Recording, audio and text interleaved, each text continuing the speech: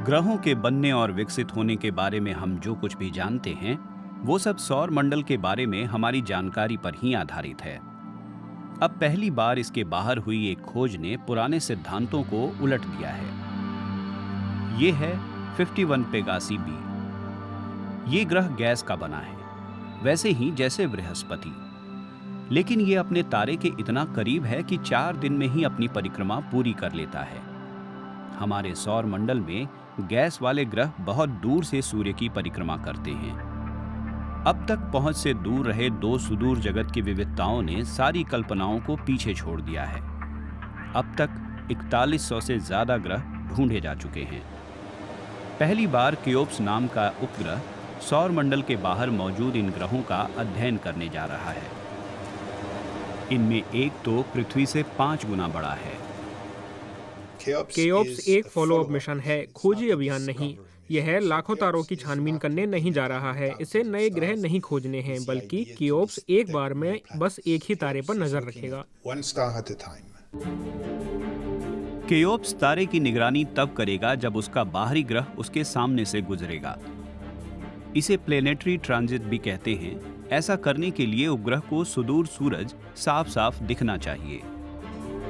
पृथ्वी का वातावरण तारों के प्रकाश को बिखेर देता है, जिसके कारण तस्वीर धुंधली हो जाती है।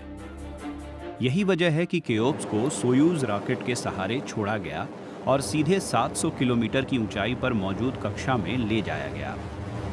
यहाँ ये उपग्रह पृथ्वी की परिक्रमा इस तरह कर सकता है कि इसकी दूरबीन हमेशा रात की ओर देखती रहे और ये पूरे आसमान के किसी भी इलाके पर नजर रख सके। केओप्स को इस तरह डिजाइन किया गया है कि ये प्रकाश के मामूली उतार चढ़ाव को भी नाप लेगा, जो ग्रहों के तारे के सामने से गुजरने के दौरान होती है। हमारी पृथ्वी के आकार का आकाशीय पिंड प्रकाश को 1% के 100वें हिस्से तक घटा देता है। केओप्स इस कमी को नाप लेता है और इसके जरिए बारीकी से ग्रह के आकार को नापा जा सकता है।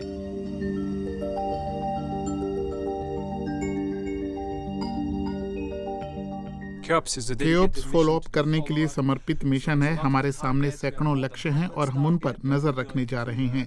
लक्ष्यों का चुनाव सावधानी से होना चाहिए। ज्यादातर काम पहले हो चुका है। वैज्ञानिकों के पास दिलचस्प तारों और उनके ग्रहों के बारे में पृथ्वी और अंतरिक्ष में मौजूद दूरबीनों की मदद से पहले ही बहुत आंकड़ा जमा हो चुका है। चिली के अटाकामा डेजर्ट में मौजूद ये दूरबीन बीते 5 सालों से आकाश में बाहरी ग्रहों पर नजर रख रही है। दूसरी दूरबीनें तारों की गति पर नजर रखती हैं। जब कोई ग्रह किसी तारे के चारों ओर चक्कर लगाता है तो गुरुत्वाकर्षण के कारण वह तारे को भी अपनी ओर खींचता है। इसीलिए सूरज अपनी जगह से थोड़ा आगे पीछे होता रहता है। इस गतिविधि से ग्रह के आकार का पता लगाया जा सकता है, लेकिन ऐसे और भी तरीके हैं। दोनों तरीकों को जोड़कर कुछ सिस्टमों के लिए आप रेडियो वेलोसिटी निकाल सकते हैं। आकार और भार को जानने के बाद आप उसके घनत्व का हिसाब लगा सकते हैं। इससे आपको ग्रह की प्रकृति का पता चलता है। घनत्व के जरिए ये पता चल सकता है कि ये ग्रह बृहस्पति की तरह गैस से बने हैं या फिर मंगल और पृथ्वी की तरह चट्टानों से। क्या उनकी सतह पर पानी है, जैसे कि समुद्र या फिर बर्फ के पहाड़? क्या इन ग्रहों पर जीवन संभव है? केओप्स बाहरी ग्रहों के वातावरण की भी पड़ताल करेगा। यह तारे के इर्द गिर्द बाहरी ग्रहों की कक्षा की जांच करेगा और उनकी सतह से परावर्तित होने वाले प्रकाश की भी। ये ग्रह के दिन और रात के तापमान में अंतर का भी पता लगाएगा।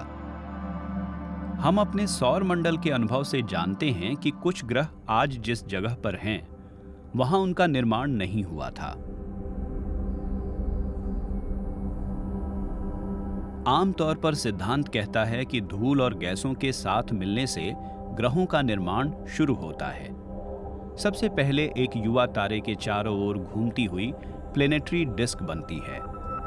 गैसों के भंडार वाले बृहस्पति जैसे ग्रह सौर मंडल के बाहरी किनारों पर बनते हैं। जब उनकी गति कम होती है तो वे तारों के करीब आते हैं। सघन ग्रहों में जो तारे के करीब हैं, उनमें धूल के कारण चट्टानें बनती हैं।